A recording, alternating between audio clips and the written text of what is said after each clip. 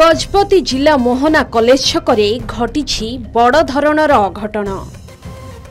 जड़े व्यक्ति घरे रंगलिपा कार्य नियोजित थिबा बेले 11 केभी विद्युत तार लगी जड़े युवक जीवन जाइछि।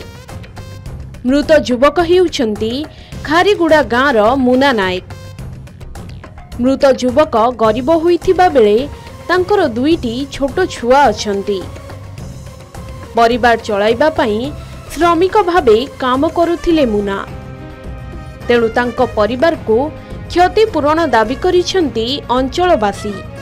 जेउ घरे युवक जन चून लगाउथिले सेही घर मालिकंक घर आगरे मृतदेह रखी धारणा देइछंती परिवार लोके। एथिसह शताधिक लोके कॉलेज छकरे रास्ता अवरोध करिसेंती।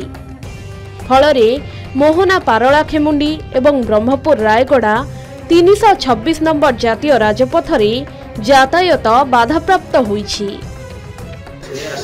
ऑलरेडी ब्रॉडडेड आस्तिला से तो सस्पेक्ट कहते इलेक्ट्रिक शॉक लगी किंतु तार किसी साइड ना तो जना पड़े पुलिस को इनफॉर्म कर दे से पोस्टमार्टम कला तार कज कौन जना पड़ेगा। तो ये आसिया पूर्व डेथ हो हाँ ये आसला पूर्व ऑलरेडी डेथ होगलानी से 10 मिनट्स आगु से ऑलरेडी पड़ीथिला वाली कहउछथि। गजपति मोहनारू सुमन पटनायक रिपोर्ट के न्यूज ओडिशा।